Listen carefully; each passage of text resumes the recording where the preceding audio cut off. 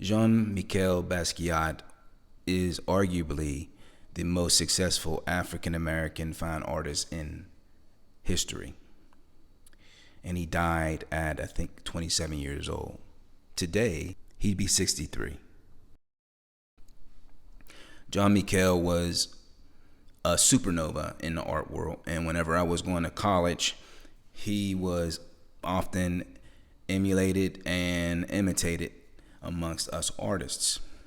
The thing that's most intriguing about Basquiat is his rise to fame. And I could make a 4-hour video on Basquiat's life, but the purpose of this video is to use Basquiat's rise to fame as kind of a lesson for us, a cautionary tale. Jean-Michel Basquiat was unusual because he was able to bridge and pull together multiple elements and then put them in the right environment.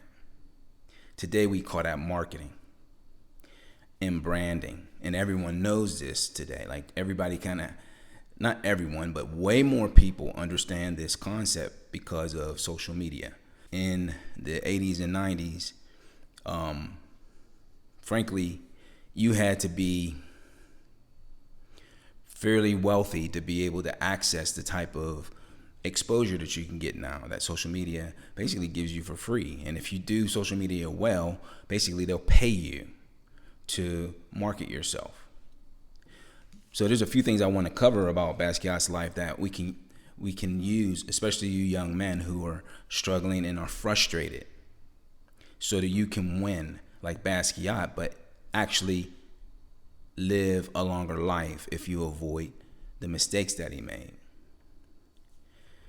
So Basquiat had some vices. Drinking and drug use led to his death.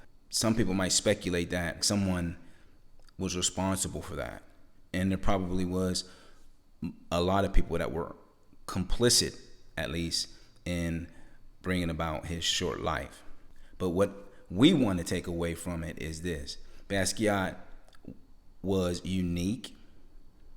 He had some vices. He had talent. He had drive. And then he strived. So I'm going to go through these things and see what we can pull out, because these are the first things that came to mind whenever I thought about Basquiat, besides his super success.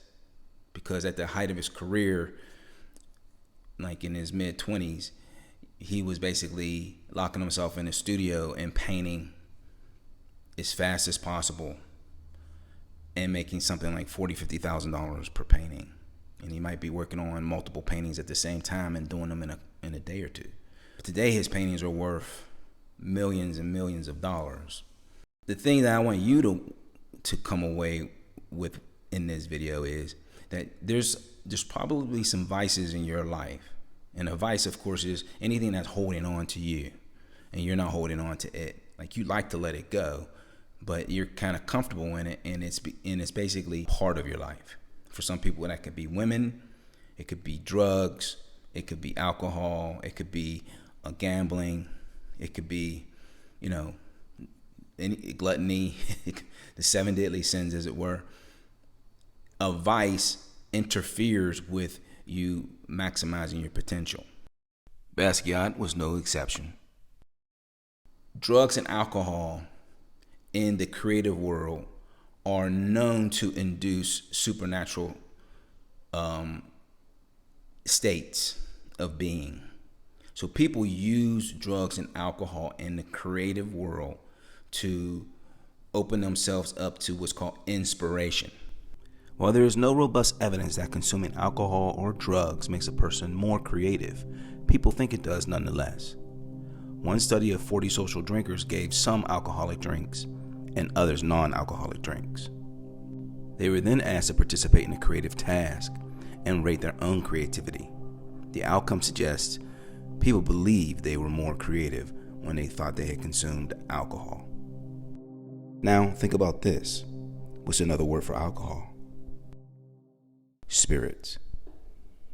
So inspiration literally means like in the spirit. or there's a spirit associated with it. To take all the woo-woo out of what spirituality is, spirit is essentially your mind and your emotions. Okay? What you think and how you feel together. So your thinking and your feeling, when those two things come together, that is essentially your spirit. And then there's something that houses your spirit, which is called your soul. Sometimes the things that are no good for us can get us really far in life until they don't. So you can have this meteoric rise and then a disastrous fall. Sometimes people who do the wrong things to get ahead, they do get ahead and they do become very successful. But and all that success that they got is overshadowed by the tragic way that they left this place. Your life is not only a game, it's a serious game. And that's probably why that movie Squid Game got so popular, and then it just got viral everywhere. I mean, I didn't watch a lot of the videos. I just kept seeing Squid Games pop up all over the internet. I wasn't interested enough to see what it was all about beyond the movie. So I did watch the movie. And Squid Games was a serious life or death situation game. And usually the reason why things resonate with people is because there's some truth in it. And Squid Games basically is like a metaphor for how life is that you can make the wrong move and it could cost you your life. It can cost you everything, making the wrong move. So metaphorically, Basquiat made a lot of right moves for his career, but he didn't make the right moves to have a long and fruitful life. And sometimes people don't want long and fruitful lives because there are narratives behind narratives. A lot of times people who want super success are trying to overcome some type of insecurity, and they're trying to overcompensate. So if you can control a lot of resources, you feel like you have a handle on life. But the irony of it is, the more fame you get, the less freedom you actually have. Now you have access and you can get on a plane and go somewhere and be alone. Money and fame can grant you more privacy, but privacy oftentimes can lead to loneliness. So it's a vicious cycle. So sometimes we're wishing for things and we don't really know what the cost is ultimately going to be. We learn more about people oftentimes after they're dead and gone. When they leave, you get a little bit more context about why they were the strange birds that they were. And Basquiat was no different. Basquiat's success was in some ways crafted. He was discovered by a very famous artist in his own right, Andy Warhol. And Andy Warhol was a giant in the art world because of the way he did things that kind of were out of context. So Andy Warhol's artwork was like based on advertising, and he brought advertising into the fine art world, and he had people looking at, drawings and paintings and lithographs of soup cans and advertisement images that are hand drawn oftentimes or silkscreened. And he became super successful not because of what he was making. It was because he had the talent to understand how to mix things and to put them into new contexts. This is called juxtaposition, right? Arranging things in such a way that they're unorthodox, and it gets people to look at things in a new and unusual way. This not only applied to his art, but this applied to himself as a person with his striking white hair and his odd behavior. Since we're designed to be pattern recognition creatures, anything that breaks the pattern holds our attention, because whenever the environment changes, we need to notice those changes. People are able to actually get your attention by making themselves stand out. Warhol and Basquiat were masterful at this. Andy Warhol discovered Basquiat, as it were, kind of took him under his wing. They did a collaboration show, and because of his affiliation with Andy Warhol, Basquiat was able to get exposure, and that lifestyle, the resources and the people, and just the epic scale of the fine art world. The fine art world is connected to very wealthy people. It's a place filled with all kinds of perversions, curiosities, and weirdness, and incredible genius. It's all there. So what happens is the people who help super successful artists to become super successful, These people are called sponsors. people who basically say, okay, we'll do a show, I'll bring all my rich friends, and we all win. Maybe I get a kickback, whatever. But the point is that very seldom, in fact, never, does a person just go from like the streets to becoming a super successful fine artist. You must pay to play. The game is locked. Now, I don't know how this works like in the classical music world, if you're a composer or of music, or what it's like in the ballet and dance world, although I know people from that life, very successful people from that life. But I don't know how much you have to do to win favors to get into these positions. But there's just not a lot of space for there to be too many successful people in any given arena where there's a stage or a platform or a space for that person to show their talents. Like an art gallery, it has physical space.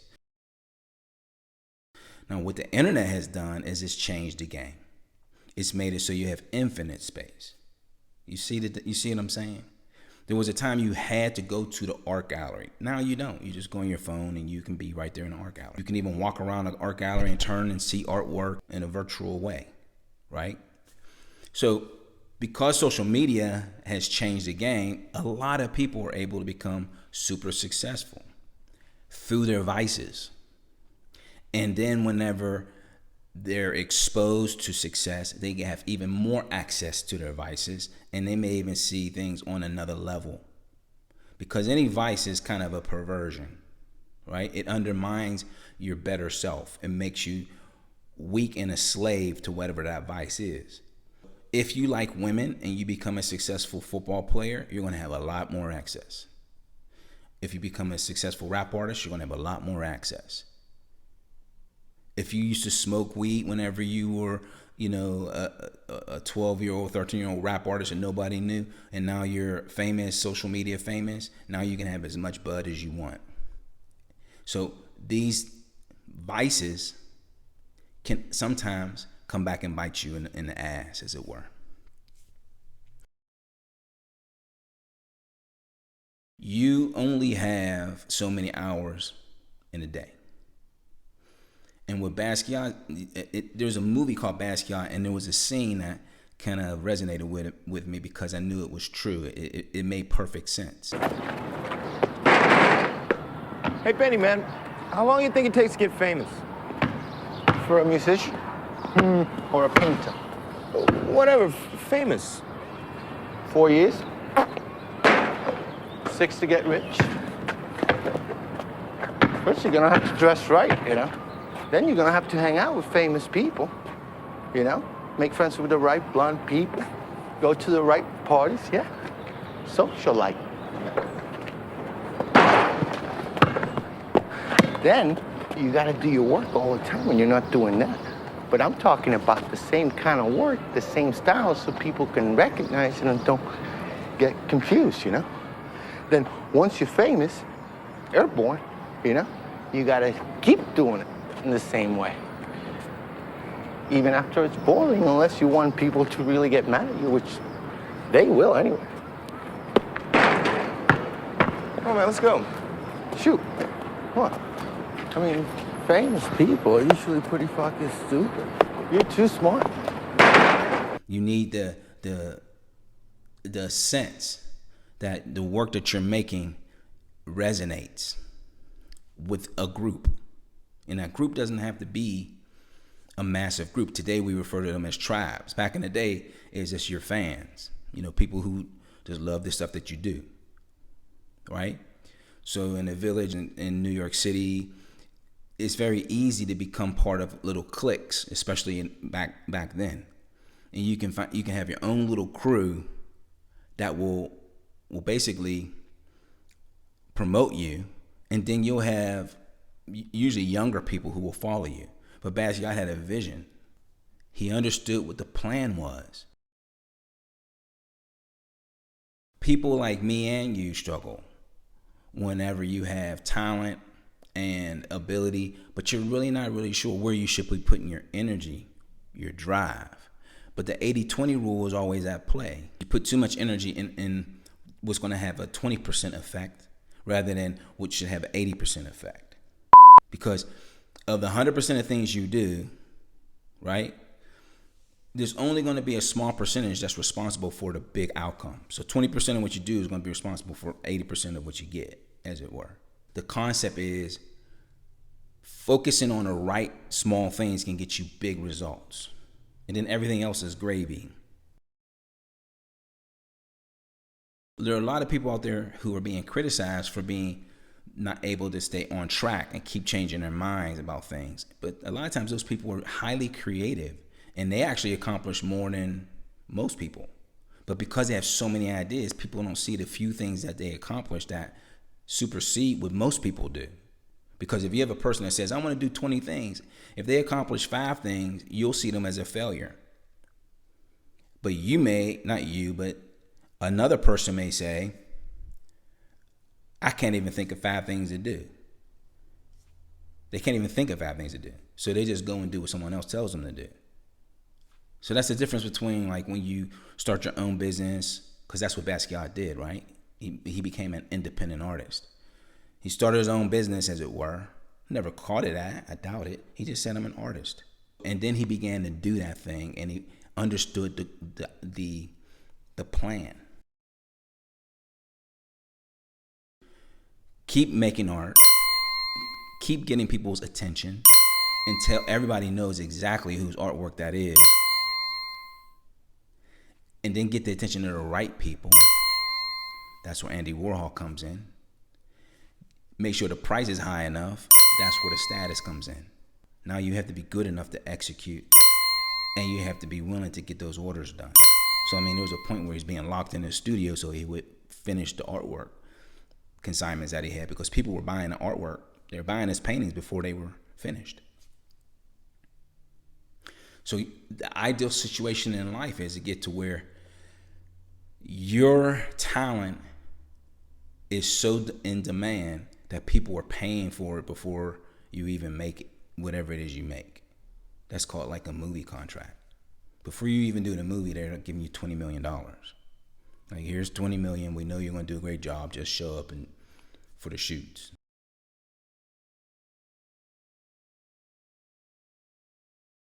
Striving for me is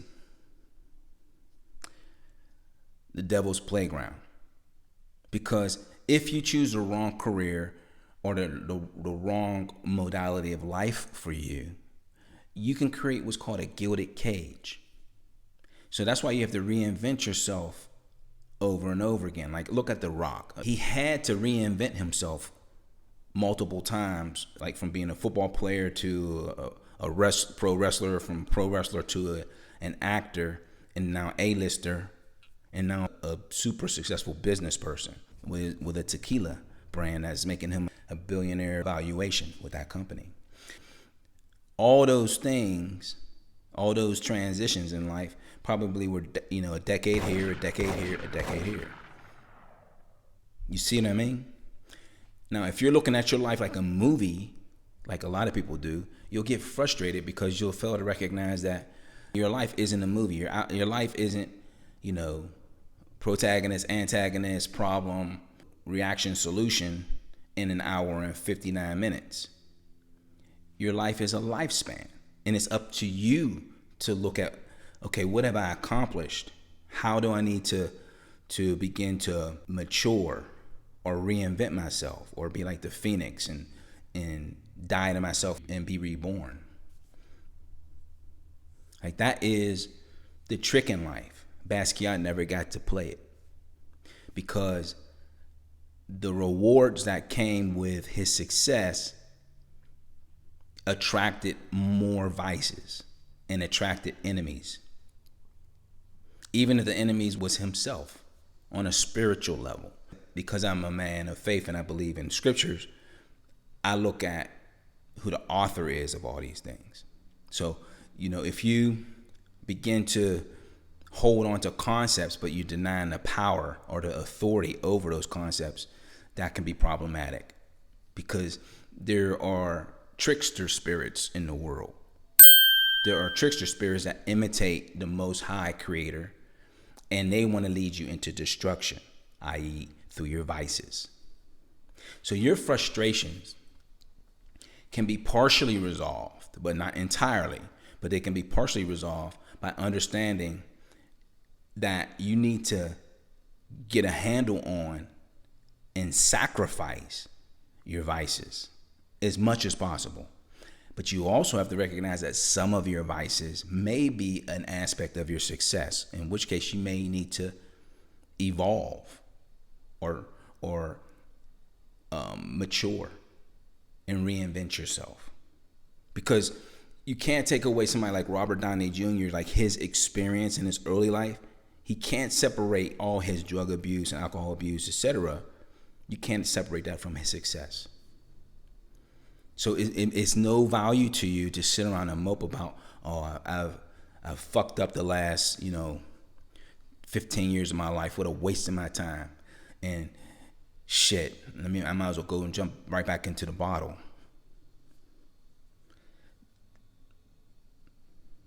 No.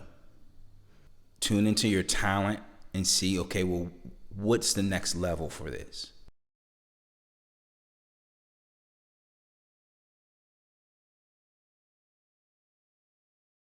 As you're trying to figure out, okay, what's the next thing I need to do, you need to make choices to make sure that you're not going to put yourself in a situation where you wake up every day and you're making paintings that you hate to make.